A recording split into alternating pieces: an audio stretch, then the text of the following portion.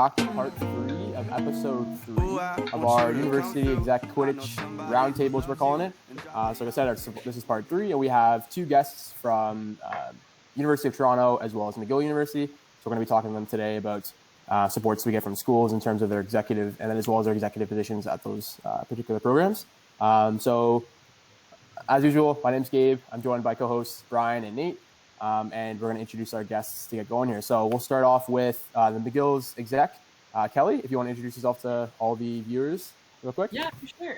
Hi, my name is Kelly Streznewski. I'm the president for McGill Quidditch for this upcoming year. I've been a part of McGill Quidditch for the past 4 years, but unfortunately with 8 concussions, that no more Quidditch. So unfortunately, I really only got to play 1 year, but for the past 2 years, I've been their VP events, and like I said, I'm the new president. I still definitely go to practices and stuff and participate in the non-contact drills and, of course, conditioning. Prior to beginning Quidditch, I played travel hockey, I played basketball, lacrosse, and baseball. I'm a full-time music ed student at McGill, and in my summers, I direct a Harry Potter-themed summer camp. So, fun fact. Nice. That's awesome. Great. Awesome start. So then we'll pass it on to Youssef, if you want to introduce yourself real quick. Hey, I'm Youssef. I'm from Cairo, Egypt. I've moved to Toronto 2 years ago, and I'm studying at UofT. I'm studying finance and economics. I played tennis competitively for most of my life, probably 8-9 years. And there's not exactly like the contact and team overlap with it, but I feel like it helped with stuff like footwork and like endurance in Quidditch. Yeah, and I've been playing Quidditch at UofT for 2 years. I was the chaser captain last year. And yeah, that's kind of what I have to offer. Yeah, no, that's awesome. That's great.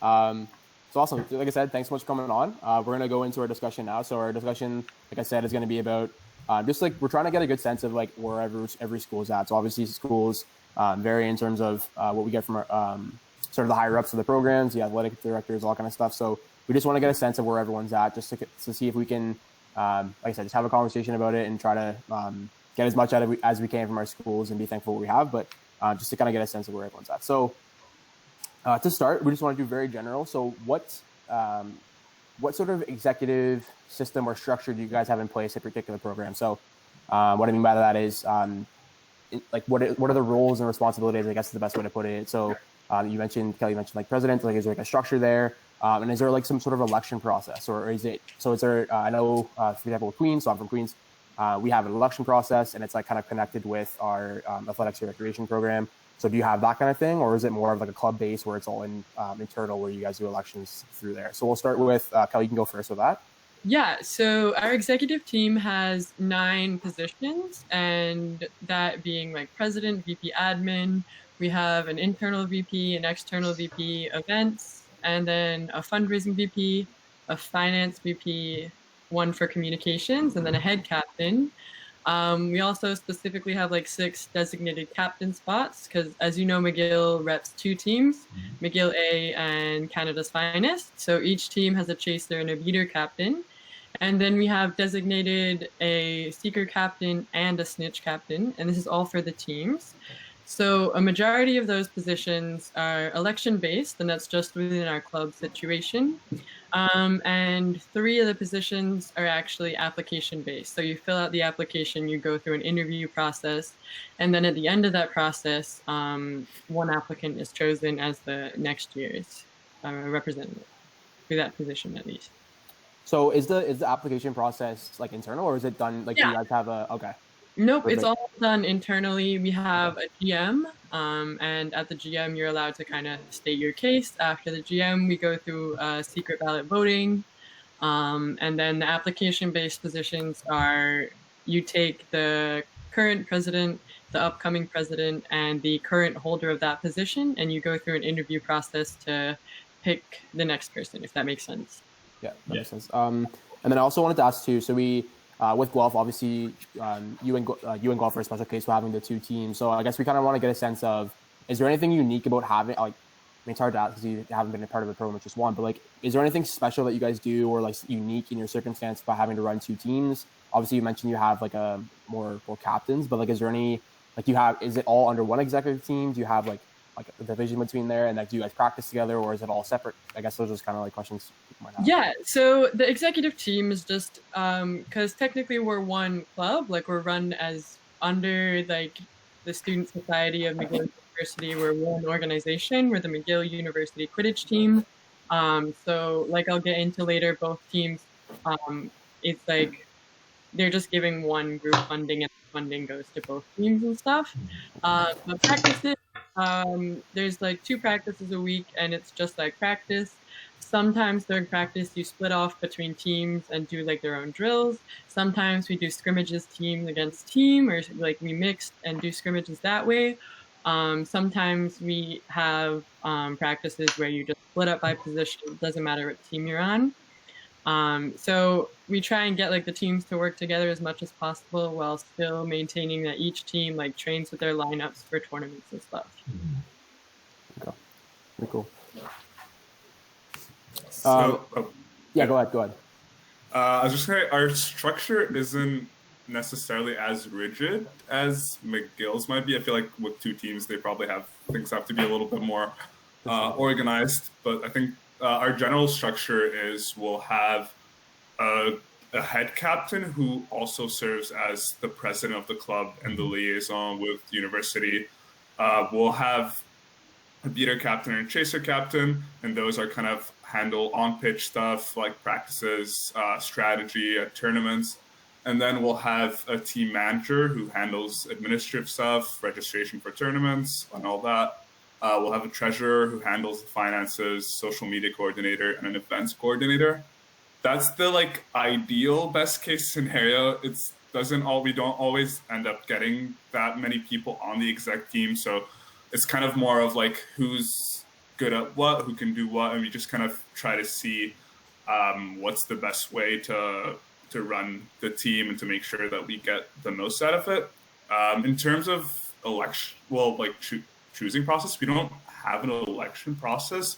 It's more an application where you like submit, like you talk about why you want to have that position, what skills you can bring, and then the past exec team kind of chooses, and it's kind of like a 2-way system where you're trying to coordinate and like see if you want to talk to somebody who you think would be good at that position, who might not like necessarily be thinking about it, but you're just trying to make sure you have a smooth transition between seasons. That's kind of the general structure of things.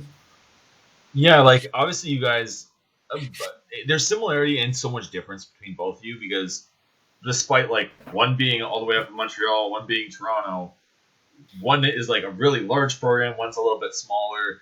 You guys, both teams have been around. Well, all 3 teams have been all around for such a long time, and I think it's super interesting seeing like every role and every kind of part of what exec has to handle is always there, but the way you kind of split it up, the way that roles are like different things get designated, that kind of just changes based on what I think teams work, like how it works. We were talking to Guelph last week, and like being from Guelph myself, like we have a much smaller kind of like exec admin side of it, but we have people covering like the coaching, which get involved with the exec, the Royal City coaching as well, get involved with the exec side.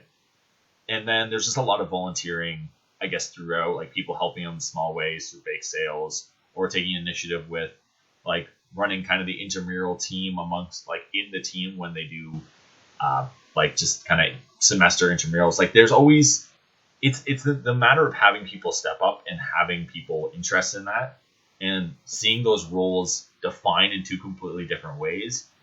It's super interesting to me. Like I think it shows that it's not like one cookie cutter way to do things in Quidditch, and especially with university clubs, feel free to experiment. Like, and it's really cool to see. I wanted to ask Youssef. I don't know if you're if you're familiar, like as to like maybe why it happened, but like I remember when I first started, there was UTSG, and then there was like UTSC, I think. Scarborough, yeah. Scarborough. So can you just explain like the division there, and then like was it a university decision to like kind of amalgamate as one, or is it just like maybe a lack of players? Like how did that work?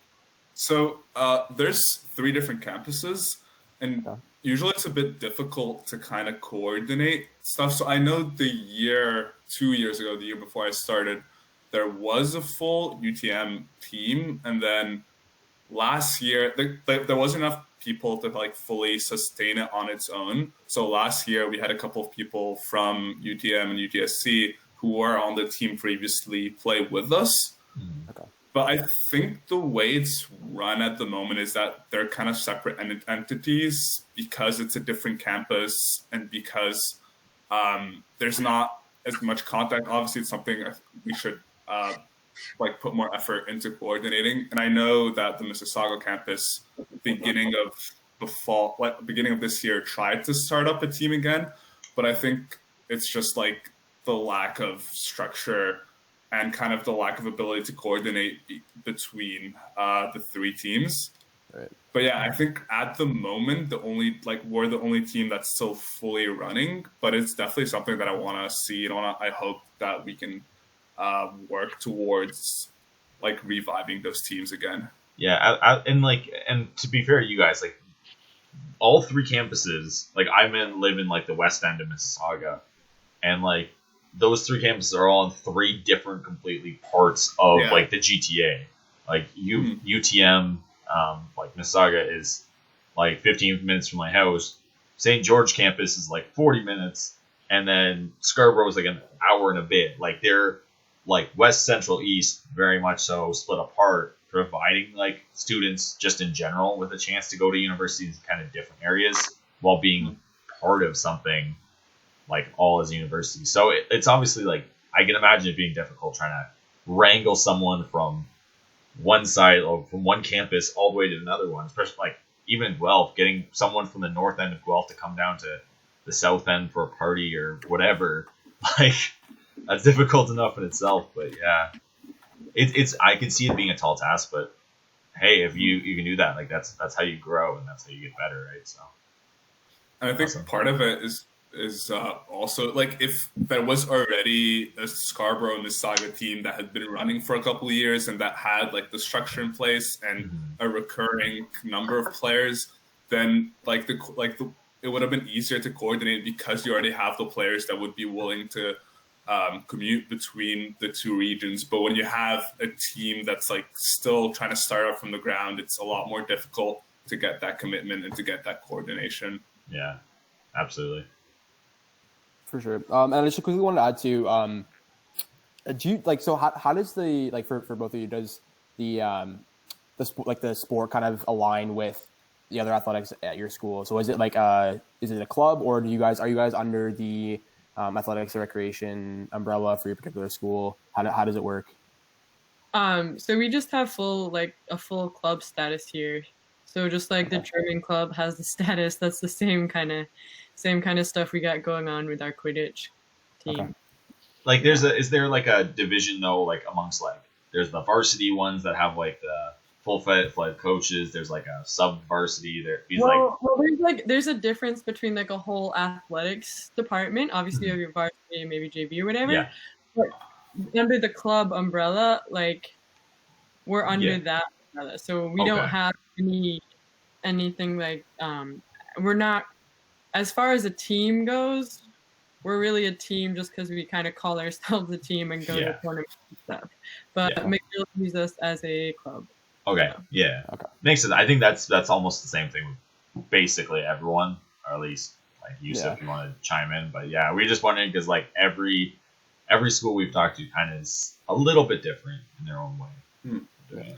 So we're technically classified as a student group, but that's pretty much the different term for club. So that means that we don't go through like sports and recreation like varsity does. Like we don't have the fancy like equipment and backpacks and all of that. And for like our like funding and things like that, we have to go through the UTSU, like the student union, not the actual university. So that kind of limits stuff like ability to funding, because like, for example, like when Doug Fort cut funding for student groups, that affected us, like clubs, a lot more than it did varsity teams. And I think that's kind of one of the things that like structurally isn't the greatest for us, but that there's not much we can do about it. Yeah, similarly on the McGill end, we also receive our funding from the Student Society of McGill University. So it's primarily been like retroactive, so we'll get it at the end of the semester when we've like already paid for things and everything. But that does make like an out-of-pocket cost for every tournament that we go to for our like members and stuff. Like obviously we don't get fully, like we won't get our tournament costs like fully refunded. But we will be able to like subsidize players for either like volunteer hours that they put in, and other stuff, so that we try to make the tournament costs, or at least the out-of-pocket cost for our members, as low as possible. But there always is an out-of-pocket cost for our members. Of course. Go ahead. No, it's okay. Go ahead. I was also going to say that our like funding process comes in later during the year. So we'll get like around March, and it's kind of difficult to plan, not knowing like how much, because you apply for a certain amount, but we usually end up getting lower than we apply to get, and it's kind of difficult to plan because some of the funds it won't just be like, oh, here's the money, you can kind of do whatever you want. You have to like provide receipts, and like it has to be match a certain expense. So it's kind of difficult to plan ahead when you don't exactly know how much you get. It's a lot of like guessing and making like educated, oh, if we get this much, then we'll be able to do this. But like worst case, we'll get this much. So it's really. I was about to say. I was about to say, like, if you're asking for this much and you get this much, you gotta start asking higher. And... Yeah. We did ask for more this year than we did in previous years, but it's still. I know. A note on that, like especially because like obviously McGill would like love to consider going to nationals out west, but the whole thing is our student union, or the student body, only has X amount of funds to give out to all of the clubs, and we can only take up, I think it's like some small percentage of that budget, so we can't ask for immediately. I know. Of course. Like that's like Queens, that's the thing with Queens. Like we were under AMS, which is like our student government, and like we just recently got upgraded to being under athletics and recreation. So at Queens, we have like varsity teams, varsity clubs, and then recreational clubs. So it's like all under the same umbrella of A&R, as we call it. And even our team could go. Like it's because we get additional funding, which is fantastic, and like it makes it a little bit easier to like reimburse with like travel and stuff like that, which we'll get to. But I mean, I remember when we were in AMS, and it was like we were basically on our own essentially. Like we had to do all the fundraising, got very little support from the we got as much as we could. I mean, there's so many clubs and there's only so much the student government can do, but being part of the actual athletics and recreation is just such a huge bonus. Obviously there's other there's pros and cons to everything, and like it's a lot more strict being part of that A&R thing, but I think it's so much more beneficial. So I think one of the reasons why we want to have these conversations too is just to see if there's something that we can do to help you guys become like part of those A&R, if there's any way we can, like just like leveraging schools to say like, hey, like these other schools do this. Because I mean, it's still new sport, but by using other examples from other programs, it's going to be, I think, better for everyone in the long run, and trying to get that additional funding. So that's why we try to ask to see where you guys get the general support from. So a note on, so you said that there's kind of like there's sometimes middle grounds between like a club and a full varsity sport.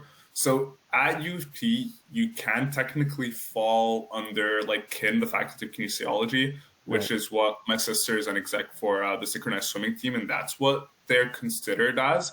Okay. You get a lot of like logistical support and like organizational support from the faculty. The issue is that you're no longer eligible for funding from the student union. So it's a trade-off from getting kind of a lot of like more structural help and recognition from the university, but also you lose that funding. So it's kind of like you could take the leap, but then it's like there's like, yeah, it's kind of uncertain on what you're going to end up on the long run. Yeah, it's what you kind of need help with. Like that's what you want to obviously get. And if you think you need more access to that, obviously you go for like the other route. Yeah. But yeah. Just another note on the McGill thing. I believe McGill might have a thing like you were saying, like a varsity club, and I believe years ago we may have had that, but I wasn't like, this is prior to when I was on the team. That's okay. That's okay. So from what I remember from the older people telling me is that we had it at one point, but they just took it away. I think maybe like 5 years ago now. Oh wow. Something like that. So I'm not, because we used to have, those like sports sweatshirts that say like McGill and then like the name of the sport. Yeah. We used to have the school make those for Quidditch, but then we couldn't like make them anymore because the status I think got taken away or something. I don't know the whole story there, but yeah. No, it does happen. I know we were talking with Ottawa because like McGill and Ottawa were like the OGs of Quidditch, if you will, in Canada, and like they had. I remember Brian has a story where he talks about like the whole like the bus and stuff like that. They used to get like a team bus and all that, and like it's all dependent on the school and it's always changing. So I'm just hoping that like eventually we can all, every school, every program could kind of be at that level where we all have equal support. And I'm not saying we have to all travel in team buses. I mean, it'd be sweet if we could, but like. At least having that like sort of financial support where we can cut the costs for players so that there's no sort of limiting factor in terms of why people can't play, and like in terms of money anyways. It's just, I think it's so unfortunate, but with it being a new sport, that's kind of our position right now. So no, that's awesome. And then one point I do want to add as well, because part of the reason why I wanted to have the two of you guys on as well is because of the chance of kind of like expanding a little bit. So I know because Nate goes to Ryerson and he's talked about the Ryerson program. I don't know, Youssef, have you been in touch with Ryerson? Have they reached out to you about like doing like inter squad like matches? I know that they don't, like Ryerson doesn't necessarily have a competitive team, and Nate could kind of chime in there for that. But do you like, have you guys ever been in touch that way or? Yeah, so we actually had so the Ryerson, when they had their full on team, I think it was 3 years ago. 4 people from that team, after the Ryerson team on their own disbanded, were kind of doing in the middle between. So they were playing tournaments and like coming to our practices, but also trying to kind of help run the Ryerson team. And we don't have access to indoor space, and Ryerson does. And we kind of had 2 or 3 practices this year and last year with them. So we're trying to. Hopefully it's beneficial for us because we get like more players to practice, and it's beneficial for them because we also get indoor space and we get to practice with them.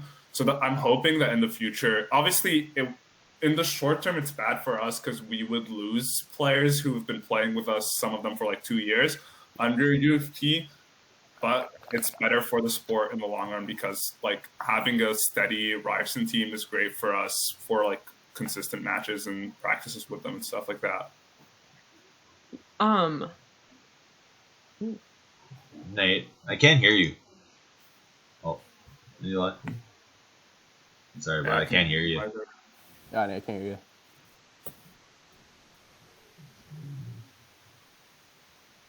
Technical difficulties.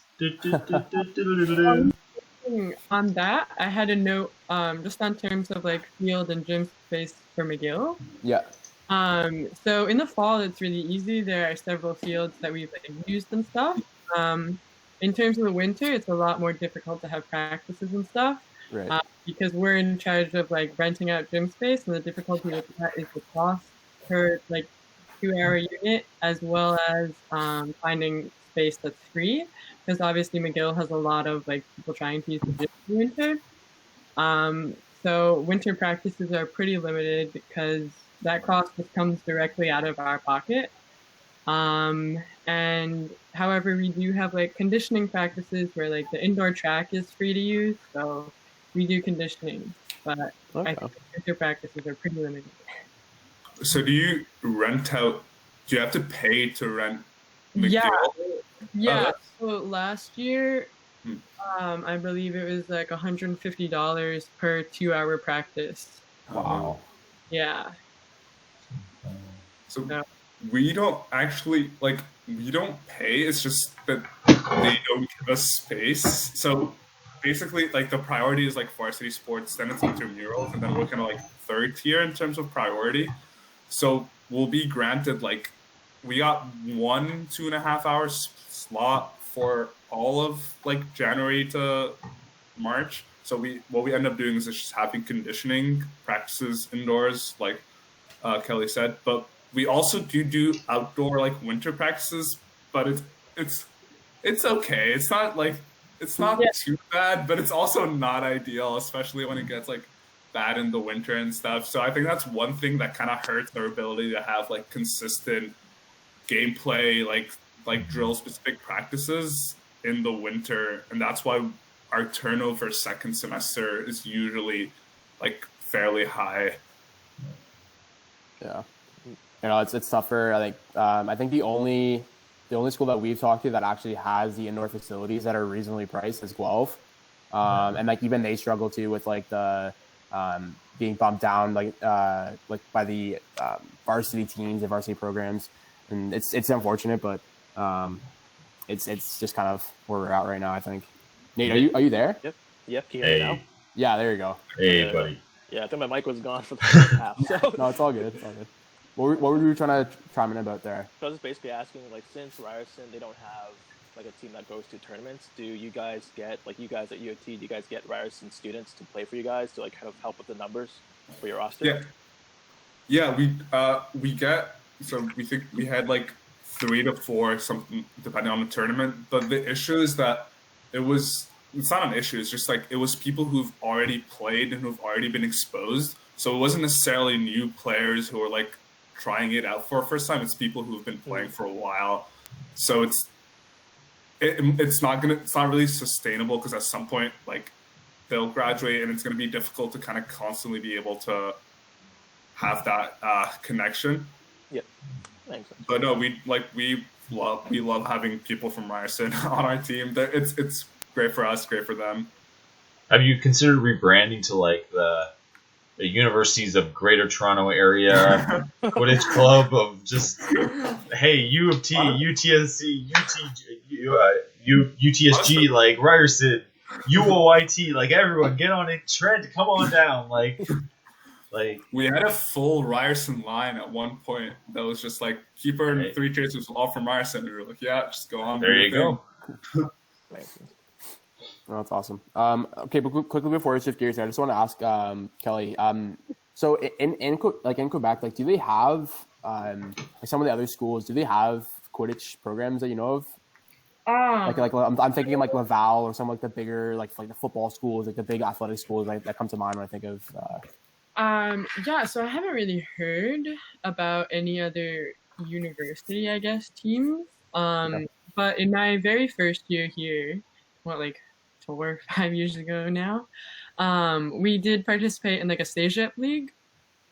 So I know a bunch of Cégeps had teams, and in the winter we would like, obviously it's a lot of like, the venue is like an hour and a half by public transport to go every week. So it wasn't super great. So we only did it for that 1 year, but I definitely really want to reach out and find more Montreal teams. Obviously UDM had one, but that's now the Flamingos. So those crazy flamingos. Flamingos. My goals this year is to kind of reach out to the Montreal Quidditch community. So hopefully we'll find some other teams to kind of get together with. Yeah, for sure. Okay, awesome. So we'll kind of switch gears here. We kind of already started dabbling into it, but this kind of pertains more to like recruitment and retention. So obviously, being university teams, we're different from the community teams in the sense that we're our students first. So how do you guys approach the aspects or like the concepts of recruitment and retention? I know like from like the past guests you've had on here, the big one is obviously orientation week. But is there anything that we can do as programs, as clubs during the year? I think that's something that I think all teams can have kind of noted and we kind of work on as a community, is just like constantly promoting the sport, and especially in the summer. I know we're going to probably have a podcast on like MLQ and the benefits of doing that for development and kind of keeping the interest involved with sport or with the sport of Quidditch. But yeah, can you chime in on what you guys do, maybe specifically or just in general in terms of recruitment and then retention? Yeah, I can start. So every semester at McGill, there's like a club fair / activities night. And we like always participate in that. We usually get a table and we have like volunteers sit there with like sign up sheets, kind of telling people what it's about, stuff like that. We also participate in the fall with like club fairs that are specifically targeted at like first years who want to like explore new things, which is super, super fun. In the fall, in terms of recruitment, we also table at OAP, McGill's open air pub that occurs the first 2 weeks in September. So we have like our sign up sheet there, and that's like actually really good exposure because like I'd say 90% of McGill goes to OAP in September, and just like being present there, getting people to sign up. We get a lot of people coming up just like, yo, what's Quidditch? Like it's super fun. Do you want me to go more into like throughout the year how we keep everything together? Yeah, for sure. Anything you can hear it. So this past October, the Flamingos and both of the McGill's team actually did like an exhibition tournament at the open house because we were asked to do that. So we got the word out there. We got a lot of people interested in watching games. Every semester we host tryouts. Those are posted to all of our social media. We get as many team members as possible to like share dates, names, locations. We generally get a lot of results from like word of mouth and social media. We also do a fantasy tournament in the winter. Obviously not this year because of COVID. But we definitely get at least like you bring a friend who doesn't know how to play, you kind of rope them in, you give them like show them what goes on. And a lot of times we have them try out in the following fall.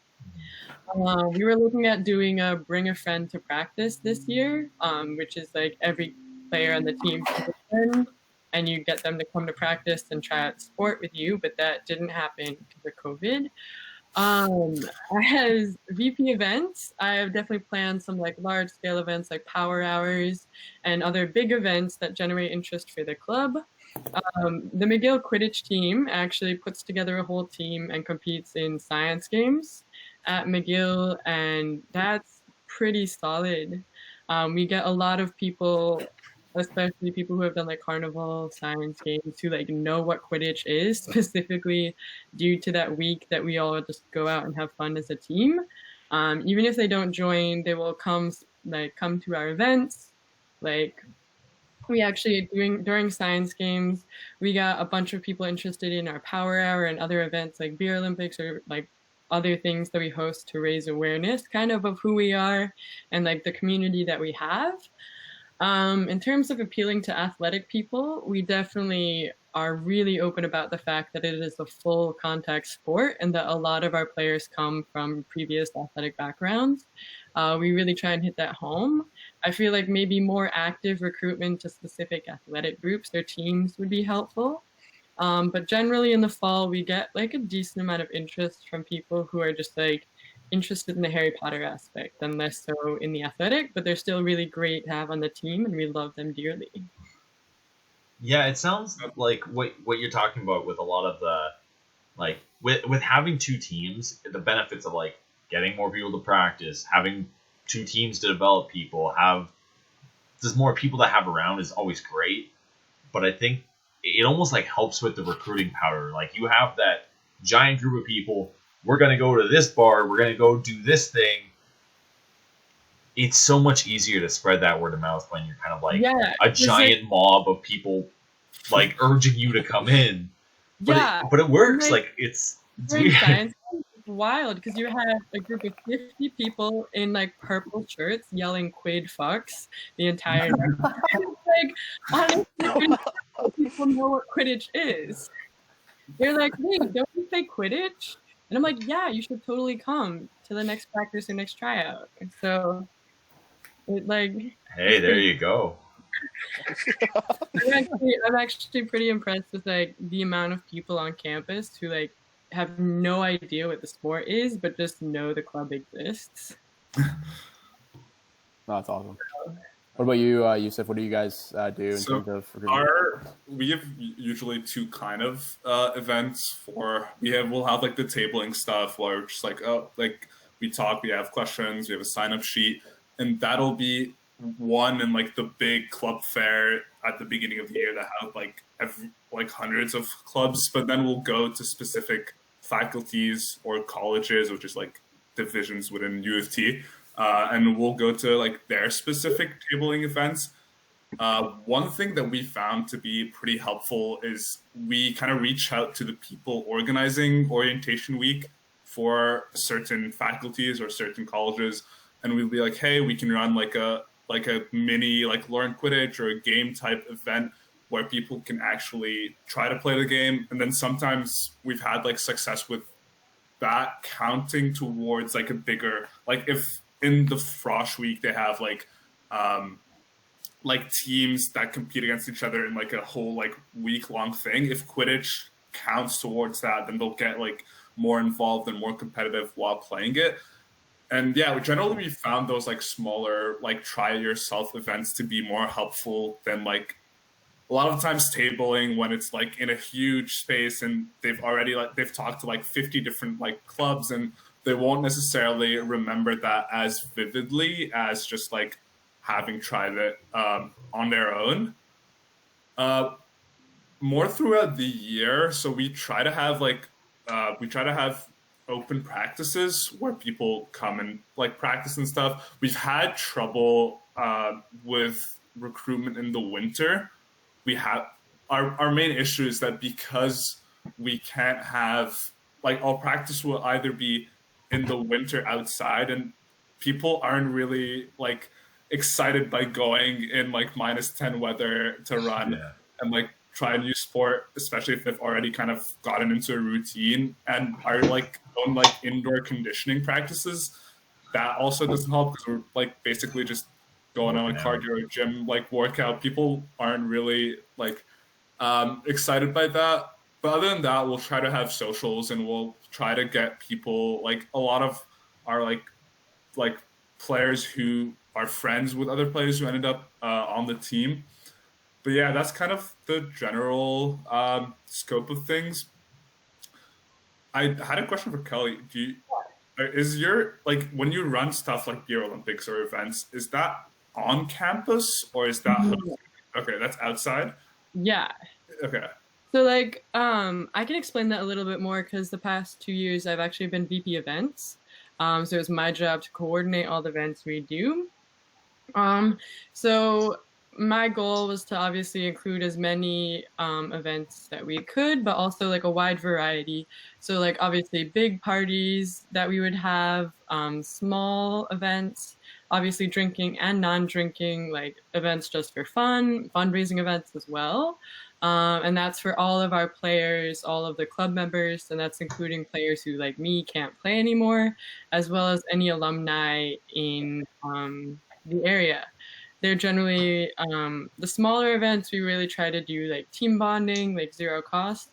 But of course, we do like bigger events, like just for club members. So we always do like a post regionals party, and that's like just for club members. But we also do like larger events for like either non-quid people or just like our friends. But it's like a quid event.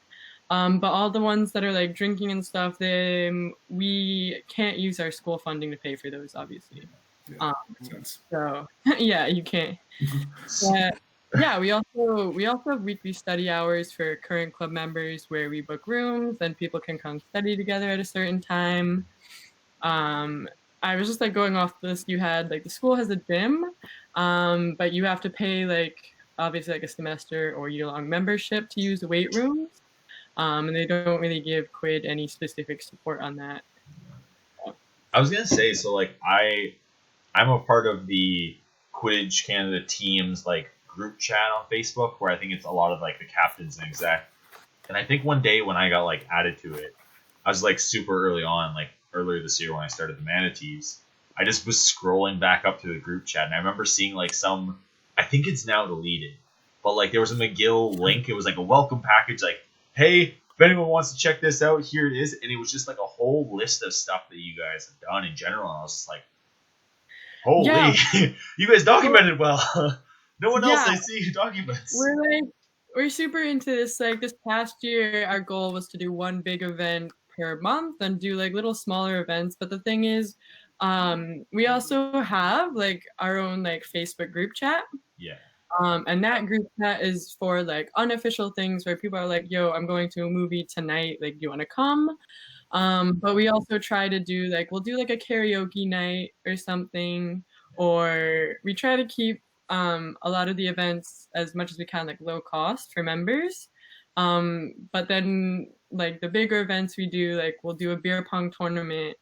Yes. And so that's super fun, but that's obviously like out of pocket cost for the members to join and stuff. But I think we do a really good job of my favorite thing about McGill Quidditch, and it's been this way since I joined the team, is the super, super strong community that's like on the team. Cause like people will hang out with each other outside of practice, or they'll just be like, we end up going to parties and there are other Quid people there. And I think like at McGill, it's really known for being like a really big team and like really big community for everyone to feel at home at. Absolutely. For sure. I also want to throw in there too. Do you guys have like we had a couple of chats with some of the other teams, but do you guys have like Quidditch houses? Is that a thing with you guys or no? Like is it like exclusive, like where you have like all those people from the same team living in the same house, or yeah, I guess it's kind of harder to do in Montreal and Toronto, but well, we don't, but we do have an Instagram page of a couple of Quid members who are living together called McQuid House. So that's the closest we get, but there's like 4 roommates hanging out. Obviously, like some Quid people live together, but there's no one location because we all have small apartments. Yeah, no, that's fair. Yeah, I think it's kind of a similar thing. We don't have people living together, but there'll be one person's house that will apartment that will be designated. That's like the end of the season party, the Christmas party. They'll all be in that one spot, and it's just the unlucky person who has to host and clean and do all that. But yeah, I think we haven't, that I recall, we haven't had people living together this year. Also, one thing I want to add that we have done is like Harry Potter movie nights, where we like start off with first movie, and you can rent like classrooms and at like certain halls for a cheaper price, and that kind of appeals to some of the like people who like Harry Potter who are attracted by that, and it's kind of also a team like bonding thing and outreach as well. And we've been trying to do it like regularly, 1 or 2 every season, and that has worked like fairly well. Yeah, no, for sure. That's awesome. Okay, so we'll switch gears again. That's all really good stuff. We want to talk about one sort of area in particular that's, I don't want to say it's like priority number 1, but I think it's something that a lot of teams are kind of, I would say we're almost kind of split in terms of how we view it. So tournaments. So obviously tournaments are how we get better. That's how we play games. But right now I think there's sort of a divide in terms of, at least what we're finding with some of the people we're interviewing, between teams in terms of what they think we need more of in the season. Is it more tournaments? Is it more practice? But obviously tournaments take a lot of preparation and organizing. There's a lot of logistics involved. I know like McGill, like you were saying, like you have like the fantasy tournament, which is awesome. But I guess I want to kind of ask you guys about, relating back more to the facilities. So what does it take for you guys to run a tournament? If you guys were to run a tournament in terms of facilities, is there more support we can maybe ask like from Quidditch Canada in terms of putting videos together, like kind of explaining how to do those tournaments, that kind of thing? Like what would it take for you guys to organize a tournament if it's at all possible? Yeah, so I've actually organized Vive le Quidditch for the past 2 years. Yeah. So I've been that tournament director because I was VP events and a non-playing member. So actually I'm a huge fan of organizing tournaments. I really enjoy it. I actually helped tournament direct Eastern Regionals this year. So I really enjoy the behind the scenes aspects. I can't play anymore.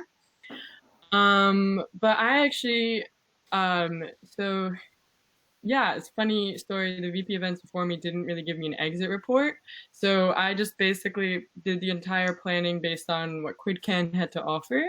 So obviously that took a bit of research, but everything that QuidCan has to offer I thought was super helpful. Atana actually has been super helpful to me personally over the last 2 years, as like a gameplay kind of person helping me out. But yeah, anything. So McGill doesn't really help us out with that. It's kind of what we get from McGill is we have applied for their like MCert service, which is like EMTs. Yeah. And so they'll come and they'll EMT like the med service for the tournaments, and we just reimburse them for the travel fees. We've actually had help from the Flamingos and when they were UDM the year before. So I believe this past year they sorry, my notification. Someone's popular. Someone's popular. What was I saying? Yeah, so they actually got us our venue this past, or 2 years ago, they may have gotten us the venue because they speak better French than me. There you go. Yeah, all connections. But yeah, I think hosting a tournament is really, I found I think it was my favorite tournament when I was participating on the team, just because of the incredible like team bonding. Like we always host an after party for hours at like a club or a bar in Montreal, and it's super fun to just get to know other Quid people, whether on McGill or not on McGill. But yeah, personally, I haven't found organizing a tournament too stressful. It's like the organizing is the hard part, and like day of, I think is the hardest. Make sure everything runs smoothly. There's always glitches. There's always things that go wrong. But I think from what I've heard, I put out like feedback forms and everything after events I do. And I've really only heard good feedback from the Montreal team, and people really enjoy that, especially it's right at the end of September. So it's like the first big tournament our team has, and it's really good experience for the people on our team. That's awesome.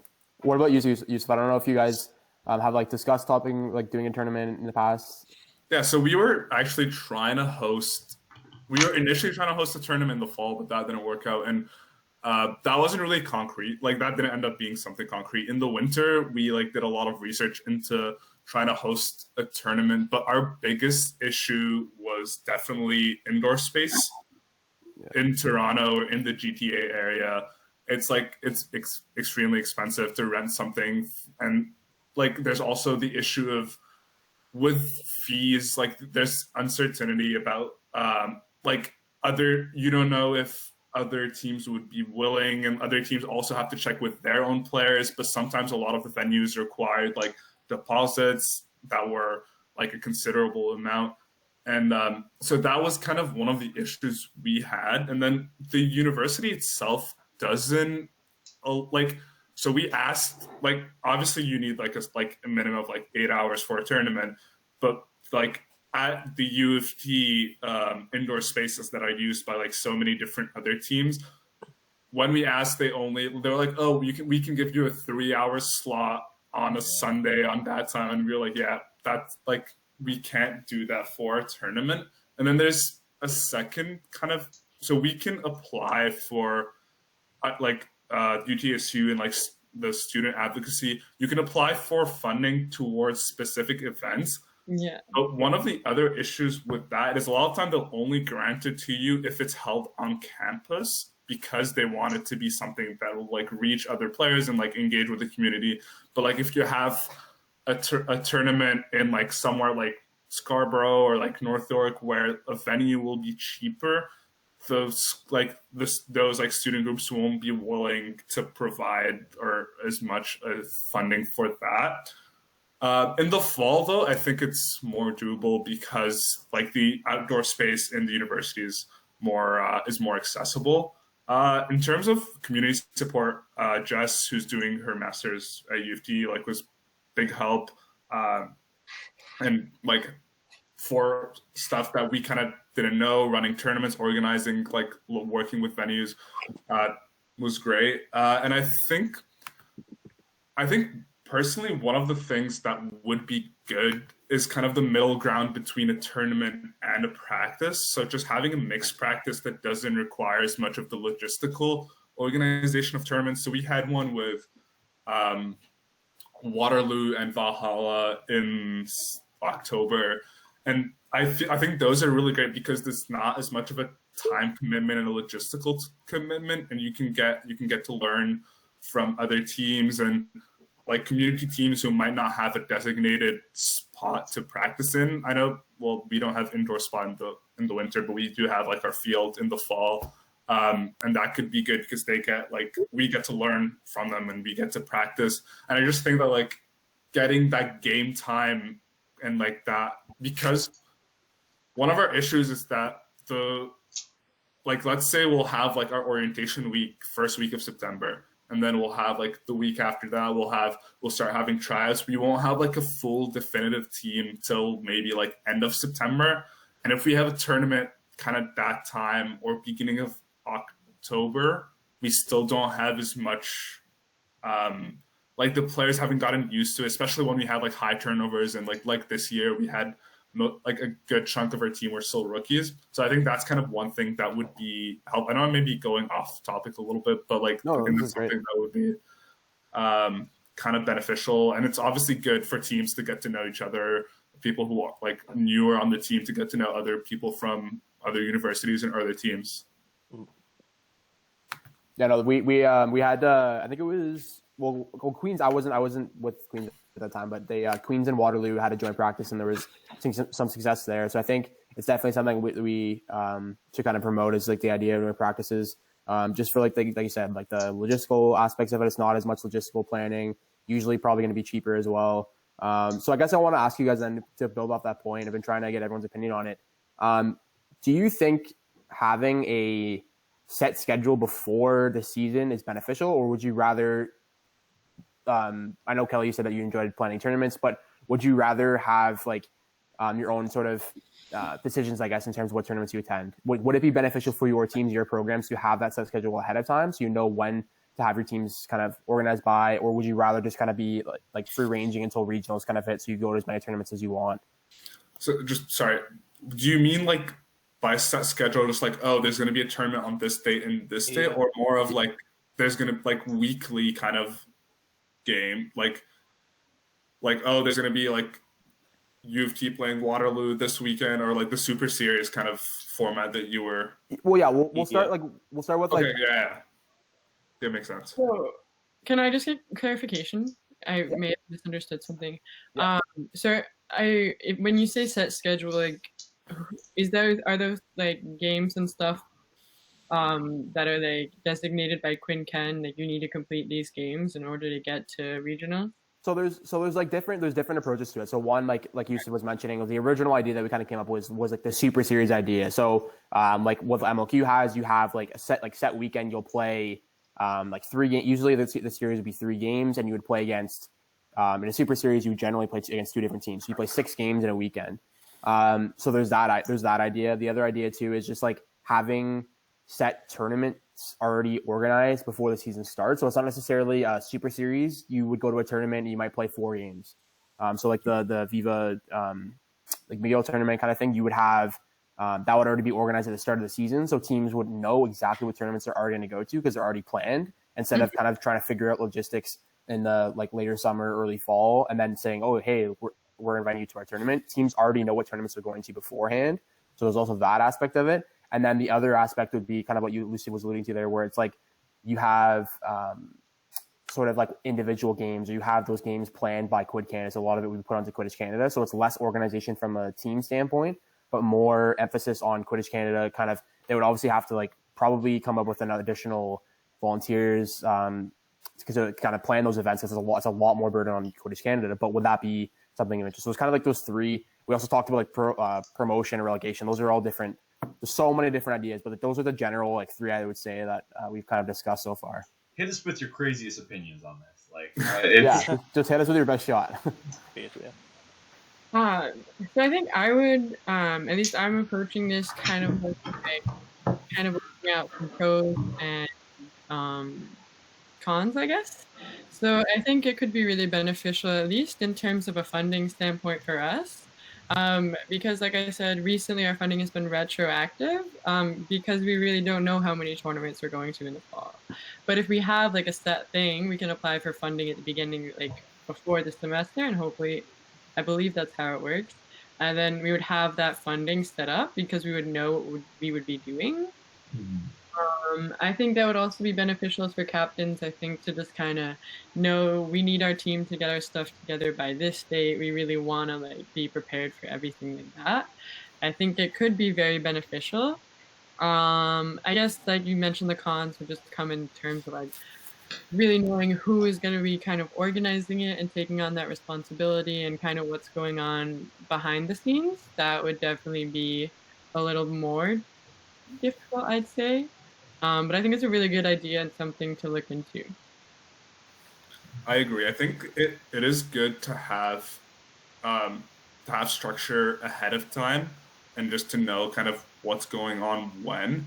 I think one of the things that would like affect our teams is committing. So one of our main issues, because we don't have that high of a number of players, I guess, is committing to tournaments is kind of like a very, like, we wouldn't be able to know if we can commit to a tournament in like mid-October, in like September, just because like players might not have midterms, might not be able to plan that far ahead. So in like, I think it's good. In theory, it's like the ideal structures that you know already beforehand. But I think the difficulty is gonna be on like when should teams commit to being able to play? Should you like paying fees ahead? Like that's kind of the other side of it that I think might cause it to be more difficult to implement. Yeah, I can definitely see that, and especially for McGill, we're kind of super lucky if like if a lot of people can't go during midterms, then we just send one combined team kinda. I guess if like we don't have enough to like front two teams going. So we've done that for like unofficial tournaments in the States. I don't know how it'd work with like official Catan rules and stuff. But I think that would also be an issue because I know midterms, like there is no set time for midterms, right? So I guess other schools might have different midterm setups and stuff like that. So it would definitely be like a bit more difficult, but I think that's another thing to kind of consider. Yeah, I know our reading week I think our reading week in the fall is like different than other universities in reading week. We have that week. Yeah. Oh, yikes! That's not ideal. Yeah. Yeah, no, I think that's another good point too that you make there with reading week. Like Queens didn't have a reading week for a while there either, and our reading week is only like 2 days now, so it's not even a reading week, and it's the same weekend or the same week as Thanksgiving. So like that's Good day off. Yeah.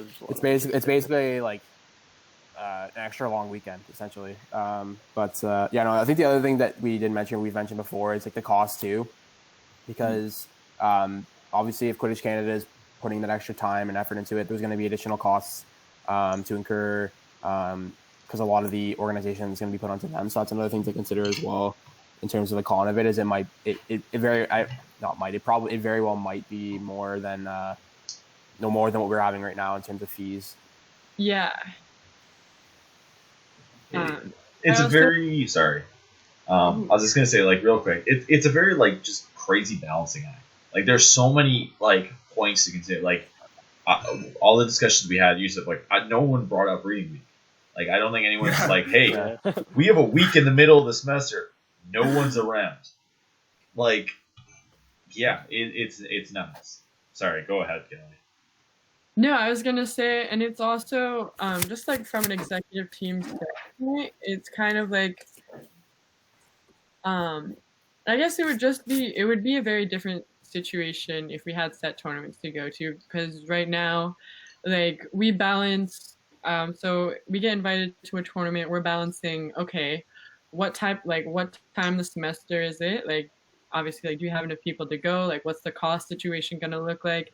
And like, can we front that many people that weekend? Is it going to be beneficial for us to do it at that point in time? So that kind of gives us a little leeway if we're like not sure we have enough people to send like 2 full teams, or like maybe we're just not going to go. So that's kind of like a little bit more leeway in terms of like us getting to choose what works best with our schedule. Like, I mean, if you know what I mean? Yeah. Okay. Yeah. That makes sense. Awesome. That's all like really, really good stuff. I'm just kind of taking notes here, but to kind of wrap up this segment here, we've been trying to ask if there was one thing that your program could see in terms of, like I said, like funding, support, additional practice time, more tournaments, just more resources in general. What would that one thing be to help like develop your program further? What's the top of the wish list? Yeah. Yeah, I was like thinking about this one, and I couldn't really come up with a super solid like be great if we had this one thing. I'd say like the funding we get is like good enough. I'd say we do get like, obviously it doesn't cover everything, and there is like out of cost, but we're just really grateful that obviously SMU is giving us anything in terms of travel and stuff. But I think a big thing for us would be winter semester indoor space to practice. Yeah. I was gonna say the same thing. We mentioned it before, but it's like it's the big hurdle. It's always an issue. You like year after year, you're like, yeah, there's nothing we can do about it. Even Eastern Nationals, like a big thing for us is how are we going to practice for that? Yeah, For sure. But we don't really have the resources right now to keep up the same kind of semester in the winter that we did in the fall. And it's interesting, like this coming from like 2 teams, kind of like just different sizes, different everything, like we talked about before. But like you're in the 2 biggest cities, and the biggest problem, absolutely for the state, like for both of you, is how the heck do we get indoor space? Because indoors in the middle of the city, like it's tough. It really is. Yeah, it's like ridiculously expensive. We looked into it for like hosting a winter tournament sometime, but it was way too much. Get your bake sales going. Like that's the trick. Lots of bake sales. Lots of cookies. Yeah, I was gonna say like the one thing I was gonna say was indoor space, but I guess to like not for diversity. The other big thing for us is having the ability to scrimmage more, and I guess that's something that's like it's also very much depending on us. But like we don't get that as much people as we would like want to practices regularly. So our players don't necessarily have the same like sharpness, especially if they're new. And I think that's one thing that we can obviously work on with more recruitment, more efficient recruitment. But one thing, like I mentioned previously, is kind of maybe like having, even like with teams in the GTA, like Manatees or Valhalla and like Waterloo, and just trying to have practices together or games together to get players to get that practice before they have to do it in a tournament with like a lot of stuff going on. So yeah, I think that's probably. Other than indoor space, it's something we would hope would go a long way. Yeah, just like going off of that, in addition to kind of indoor spaces, obviously when it gets closer to like November and stuff, the sun goes down earlier. So we can't really have practices after everyone's done classes, which leaves us before everyone has classes, so like 7 a.m. practices. So just like also more resources kind of from like a similar standpoint is we have like Rutherford Field at McGill where there are lights for the soccer field where they have like intramurals and stuff. It would be nice if like we could get some resources there to kind of put the lights on for us at night so we could also practice. Yeah. For sure. We have that issue as well. Back like the field where we start to play in November, the lights like they work sometimes and sometimes not. So you're going and it's just kind of like you flip a coin and you'll like, yeah, today we'll have lights or today we won't have lights. And you can kind of try to counter that by like, if we're starting practice at 5, we push it back to like 4 or 4:30. But like there's a limit to what you can do with that before you actually have to have like full electric lights. Yeah, so I guess wrapping it up, just more like resources on location, like Okay.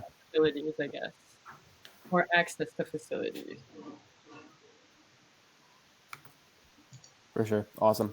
Okay, so we'll wrap up here with our we call it our chill vibe segment. So obviously all three of us are Ottawa Otters alumni, so we want to kind of we do this segment just kind of like wrap things up and just kind of have a little more fun with some of the topics. So I think we'll do one of our pick three questions. So I'm thinking we haven't done this one yet, so it's an interesting one because I think I know what I would pick, and I think I know what Brian and Nate would probably pick just based on our MLQ experience. But if there was one rule change you think you would like to see, or you like to see within Quidditch Canada, what would it be? So whether it's like a chaser rule, beater rule, any rule, seeker, anything that's related to Quidditch, like gameplay. If there was one rule you could change, what would it be? It's been like 3 years since I've last played an actual game. Yeah, let me think. I mean, okay, so I know what you're all are like. I thought about this and I wasn't able to come up to one like definitive answer, but I was gonna say two-arm tackling, which what you're all into. I shouldn't have biased you with that much.